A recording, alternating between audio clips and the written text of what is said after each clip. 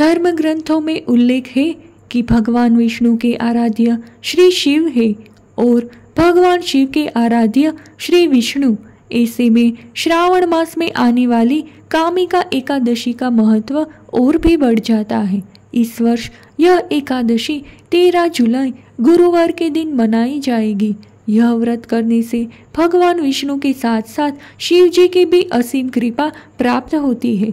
इस एकादशी के स्मरण मात्र से वाजपेयी यज्ञ का फल मिलता है और जो व्यक्ति इस दिन व्रत रखकर भगवान विष्णु की पूजा अर्चना में मन लगाता है उसके सभी पाप मिट जाते हैं और व्यक्ति उत्तम लोक में स्थान प्राप्त करने योग्य बन जाता है। तो चलिए अब हम सीधे चलते हैं युधिष्ठिर महाराज के भवन में, जहां भगवान श्री कृष्ण और युधिष्ठिर महाराज के बीच में संवाद हो रहा है। युधिष्ठिर महाराज ने भगवान श्री कृष्ण से पूछा, हे परम पुरुषोत्तम, आपकी कृपा से मैंने देवशयनी एकादशी का महत्व जाना। अब कृपया मुझे आषाढ़ मास के कृष्ण पक्ष में आने वाली एकादशी के विषय में बताएं। इसका महात्म्य क्या है और इस दिन किसकी पूजा करनी चाहिए? युधिष्ठिर महाराज का प्रश्न सुनकर भगवान ने मंद स्मित के साथ उत्तर दिया, हे राजन, यही प्रश्न एक बार नारद मुनि ने ब्रह्मा जी से किया था और उन्होंने जो वर्णन किया था उसे यथार्थ रूप में आपके समक्ष प्रस्तुत करता हूँ। ध्यान पूर्वक सुनिए।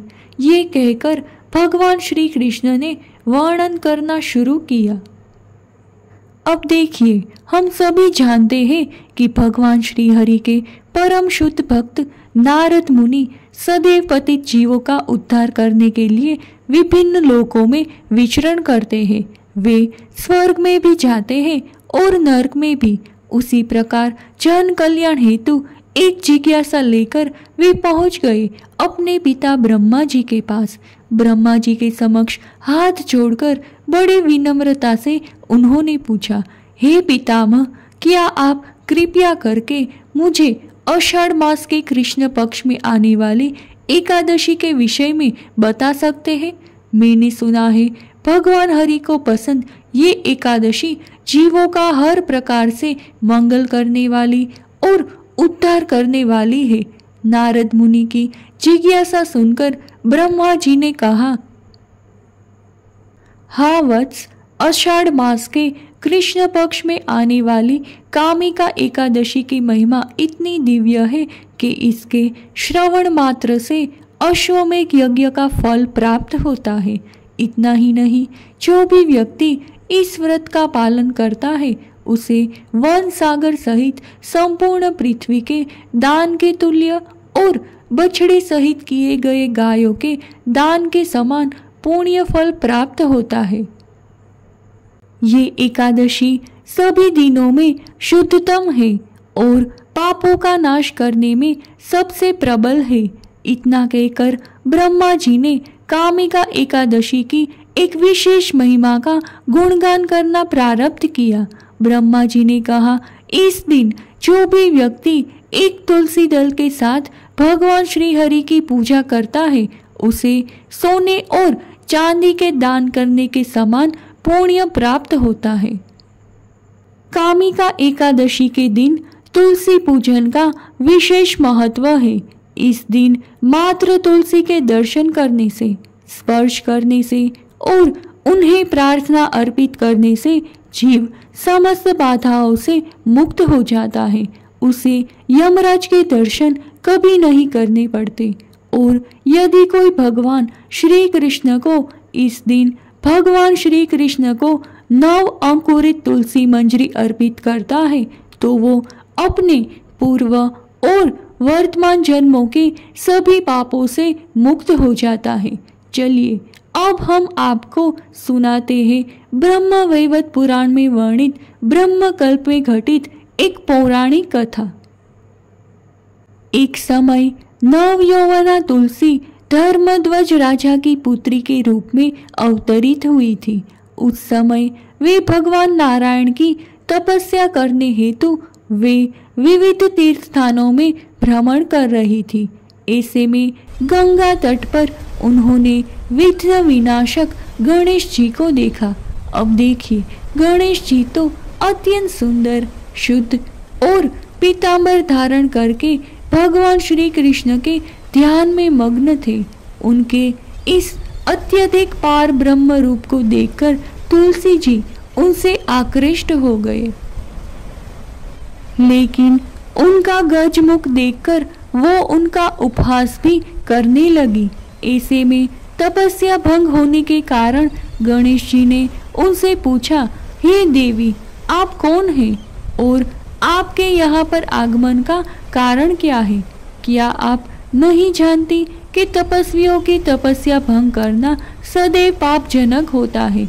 गणेश जी की बात सुनकर तुलसी जी ने कहा, मैं धर्मध्वज की कन्या हूँ और मैं पति प्राप्त करने हेतु तपस्या कर रही हूँ।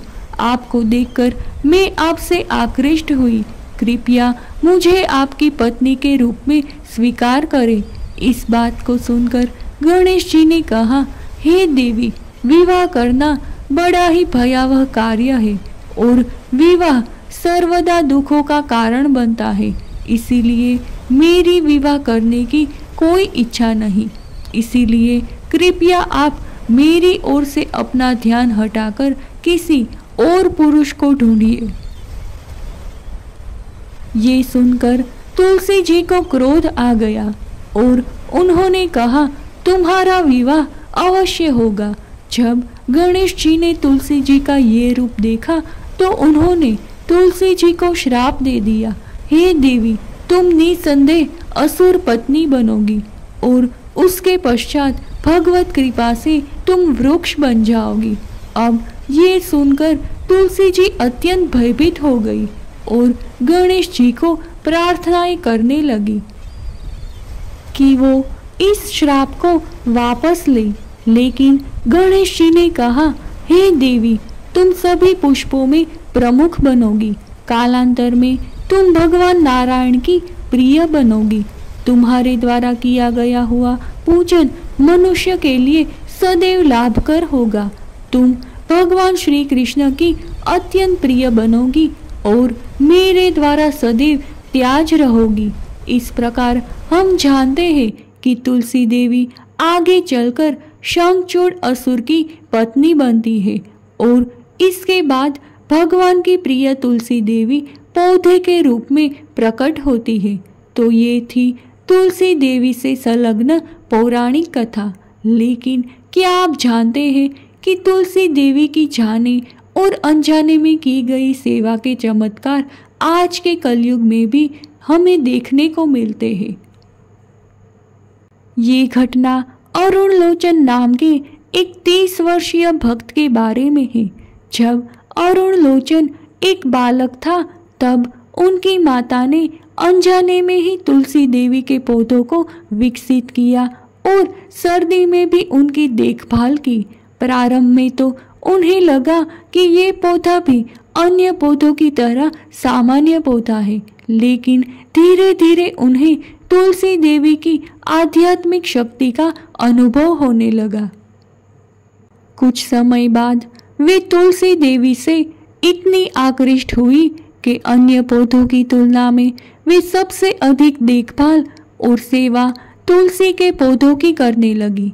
समय के साथ उन्हें इस बात का अनुभव हुआ कि तुलसी सेवा से उनका जीवन शांत और अविशुद्ध हो गया है। अपनी माता को सेवा करके देख अरुण लोचन भी उसके प्रति आकृष्ट हुए और उसने भी माता की सहायता करते हुए तुलसी सेवा करना प्रारब्ध किया। अनजाने में की गई सेवा से उन्हें अज्ञात सुकृति प्राप्त हुई।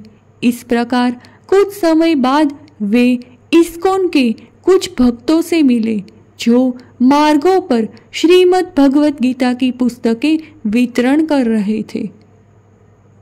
अरुण लोचन ने उनसे कुछ पुस्तकें खरीदी और उन्हें पढ़ना शुरू किया, जिनसे उनका जीवन परिवर्तित हो गया।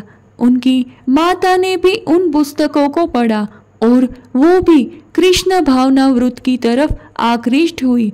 कुछ समय बाद अरुण लोचन पूर्णकालीन भक्त के रूप में मंदिर में जुड़ गए और वहां जाकर उन्हें और उनकी माता को पता चला कि जिस पौधे की वे अनजाने में ही सेवा कर रहे थे वे श्याम भक्ति तुलसी देवी थी। इस प्रकार तुलसी देवी के प्रति उनकी श्रद्धा और दृढ़ हो गई। अरुण लोचन जिस मंदिर में सेवा करते थे उस यूरोलोवा के मंदिर में वास्तव में वेदी पर तुलसी देवी के चित्र की ही पूजा की जाती थी, क्योंकि वहां ठंड के कारण तुलसी देवी विकसित नहीं हो पा रही थी। लेकिन वहीं दूसरी ओर अरुण लोचन के घर में उनकी माता के द्वारा अनेक तुलसी के पौधों को बड़े ही भक्ति और प्रेम से विकसित किया गया था। अरुण लोचन ने अपनी माता से विनती की कि वे तुलसी के पौधों को मंदिर में दे जाए, जिससे भक्तगण उनकी विधिवत पूजा कर सके।